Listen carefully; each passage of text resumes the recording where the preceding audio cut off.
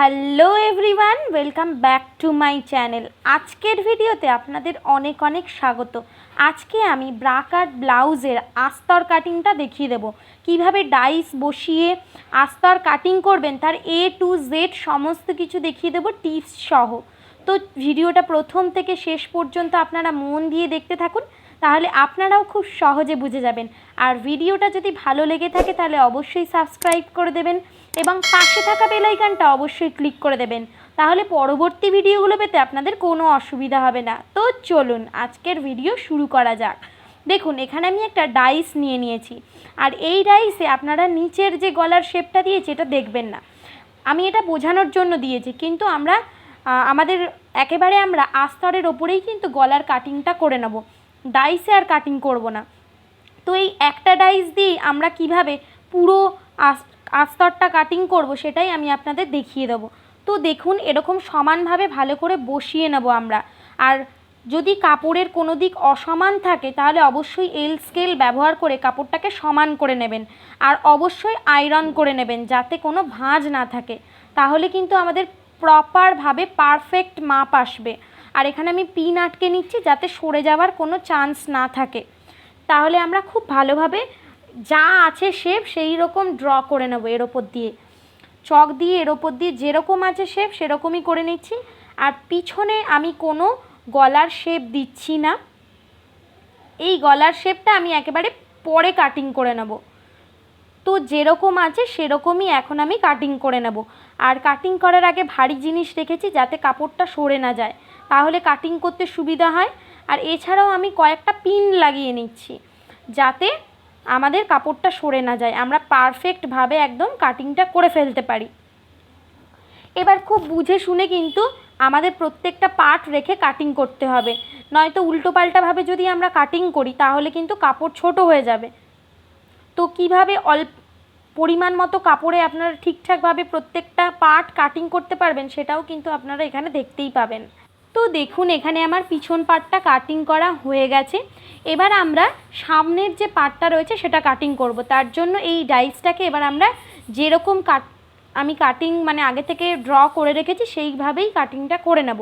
তো বেল পার্টটা কাটিং করে নিলাম, এরপর গলার শেপটা কাটিং করে নেব, তাহলে আমরা খাপের পার্টগুলো খুব ভালোভাবে পেয়ে যাব। এবার আমরা খাপের পার্টের এস পার্টটা পেয়ে যাব এই দিকটা কাটলে। তো বেল্ট পার্ট পেয়ে গেলাম, এস পার্ট পেয়ে গেলাম। এবার আসছে আমাদের খাপের দুটো পার্ট। তো এখানে টোটাল সামনের পার্টে 4টে পার্ট রয়েছে আমাদের। তো দেখুন, আর এখানে শেপটা আমি একটু ঠিক করে নিলাম, একটু পয়েন্ট মতো মনে হচ্ছিল, তাই জন্য পয়েন্টটাকে রাউন্ড শেপ দিয়ে কাটিং করে নিলাম। এবার হচ্ছে যে আমরা এখানে যেরকম আছে বেল্ট পার্টের নিচে 1 ইঞ্চি বাড়াবো, এস পার্টে তো কোনো কিছু বাড়াতে হবে না, যেরকম আছে আমরা সেরকমই কাটিং করে নেব। আর আমি এই পার্টটা এইভাবে বসাচ্ছি, তাহলে কিন্তু আমাদের কাপড়টা অনেকটাই বেঁচে যাবে। আরও কয়েকটা পিন লাগিয়ে নিচ্ছি যাতে কাপড়টা একদম প্রপারভাবে থাকে। আর এখানে বেল্ট পার্টের নিচে আমাদের 1 ইঞ্চি এক্সট্রা রাখতে হবে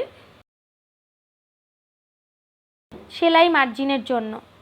যদি কোনো কিছু এক্সট্রা থাকে সেগুলো আমরা পরে কাটিং করে নেব সমান করে, কিন্তু এক্সট্রাগুলো নিতেই হবে আমাদের, কারণ সেলাই মার্জিনের জন্য আমাদের কিন্তু এক্সট্রা মার্জিন দরকার। এবার দেখুন, এখানে খাপের দুটো পার্ট রয়েছে, ঠিক আছে। তো এই পার্টটা এটাকে কিন্তু আমাদের কাপড়ের তিরছা বরাবর রাখতে হবে। আমি একটু ঠিক করে নিচ্ছি কাপড়ের এমনভাবে রাখলে যাতে হয়ে যায়। তো খাপের এই দুটো পার্টের দেখুন নিচের পার্টটার শুধু এই সাইডের মাপটাই কিন্তু লাগবে, ঠিক আছে। তো এটা আমি নিচে রাখছি আর আমি পিন আটকে নিচ্ছি। আর খাপের এই পার্টটা আমাদের কিন্তু কাপড়ের তিরছা বরাবরই রাখতে হবে। আপনারা যদি আমাদের বডি স্ট্রাকচারটা লক্ষ্য করেন তাহলে বুঝতে পারবেন খাপের ওই পার্টটা তিরছা বরাবর রাখলে, কারণ তিরছা বরাবর কাপড়টা বাড়ে, তাহলে আমরা যখন খাপের পার্ট তৈরি করব কাপড়ের তিরছা বরাবর ওই খাপের পার্টটাকে রাখবো, তাহলে কিন্তু ফিটিংস বলুন তাহলে সেটা খুব পারফেক্টভাবে হবে। এবার এস পার্টে তো কোনো কিছু বাড়াতে হবে না, আমরা সেলাই করার সময় 2 সুত গ্যাপ দিয়ে সেলাই করি। আর বেল্ট পার্টে 1 ইঞ্চি বাড়াবো। আর খাপের যে এই পার্টের নিচে আমরা কম্পালসারিভাবে 1/2 ইঞ্চি বাড়াচ্ছি। আর সাইড থেকে যখন আমাদের 28 থেকে 40-এর মধ্যে ছাতি থাকবে তখন হচ্ছে যে 1 ইঞ্চি 2 সুত করে বাড়াবো।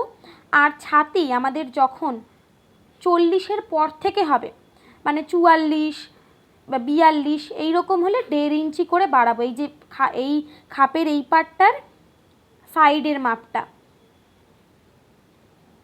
আর এখানে যেরকম শেপ আছে আমরা কিন্তু সেরকমই শেপটা রাখবো, চেঞ্জ করব না। এখানে আমি 1 ইঞ্চি 2 সুত করে দিচ্ছি, যেহেতু আমার ছাতি আছে 39 ইঞ্চি, তার জন্য। এবার হচ্ছে যে আমি শেপটা ঠিক যেরকম আছে সেরকমই রেখে দিলাম। নিচে আমার একটু বেঁকে গেছে, তো আমি এটা ঠিক করে নেব। আর একটু 1/2 ইঞ্চি বরাবর দাগ দিয়ে ঠিক করে নেব আমি এটা। তো দেখুন এখানে আমার হয়ে গেছে। এবার হচ্ছে যে আমাদের এটা এই দিকটা হচ্ছে হুকের ঘরের দিক। তো এই দিকে যে যতটা এক্সট্রা মার্জিন রাখতে চান হুকের ঘরের জন্য ততটা রাখবেন, 1/2 ইঞ্চি, 2 সুত, 3 সুত, যা খুশি। এবার এই দাগটাকে আমরা স্ট্রেট করে দিলাম। এবার হচ্ছে এই পাশ থেকে কম্পালসারি আমাদের আরও ওই জায়গাটা ঠিক করে নিচ্ছি। আর যেই দিকটা আমাদের বাকি রইল এই দিকে কিন্তু এবার আমরা 1/2 ইঞ্চি করে বাড়িয়ে নেব। আর এখানে আমি দাগটা ঠিক করে দিচ্ছি, আমার একটু দাগটা বেঁকে গিয়েছিল তার জন্য।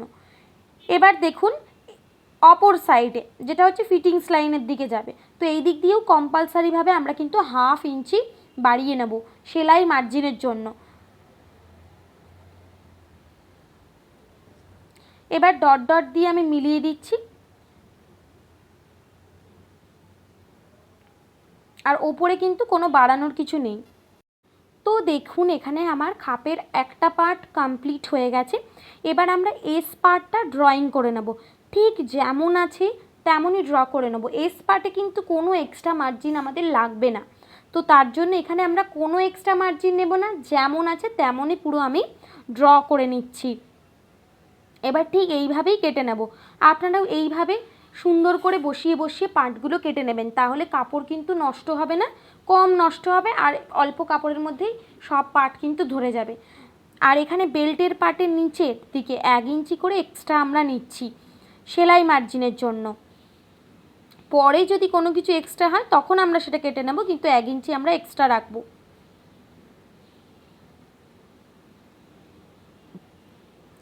দেখুন ব্রা কাট ব্লাউজে তো অনেকগুলো পার্ট থাকে না, জয়েন্ট করা। এবার জয়েন্ট করার পর যদি কাপড় ছোট হয়ে যায়, তার জন্য আমরা এই এক্সট্রা মার্জিনগুলো অ্যাড করছি। তো এখানে আমি ঠিক করে নিলাম, স্কেল দিয়ে স্ট্রেট করে নিচ্ছি যাতে আমার দাগটা স্ট্রেট হয়। এখানে একটু আমার বাঁকা হয়ে গেছিলো। এবার সমস্ত কিছু কিন্তু আমরা কাটিং করে নেব, হুবহু যেমন করেছি ঠিক সেইভাবেই কিন্তু কাটিংটা করে নেব।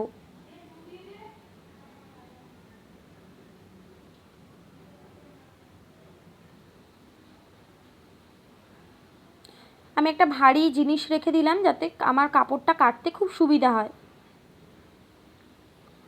তো দেখুন নিচেও কিছুটা পোর্শন এক্সট্রা ছিল যেটা আমি কেটে নিলাম সমান করে। এটা পরে আমি স্কেল দিয়ে আবার স্ট্রেট করে কেটে নিয়েছি। এখানে একটু বেঁকে টেকে গেছে। এবার এস পার্টটা কাটিং করে নিচ্ছি।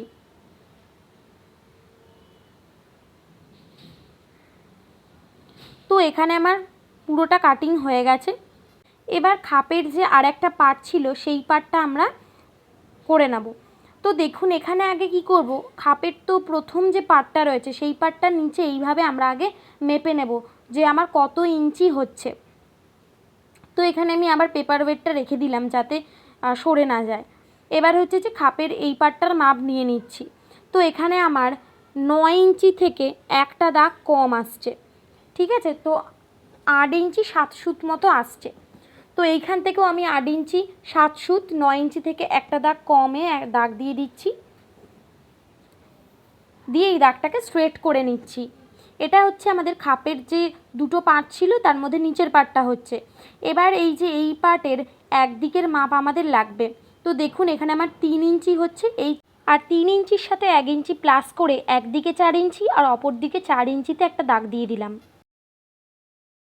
আমার একটু কাপড় দেখুন নেই, কিন্তু তাতে কোনো অসুবিধা হবে না, কারণ আমাদের 1 ইঞ্চি নিচে ডাউন হবে, তো তাতে কোনো অসুবিধা নেই। এবার এই যে এই পুরোটা 8 ইঞ্চি 7 সুতকে হাফ করে যেটা হয়েছে সেখানে একটা দাগ দিয়ে দিলাম। এখান থেকে আমরা টেকিংটা দেব,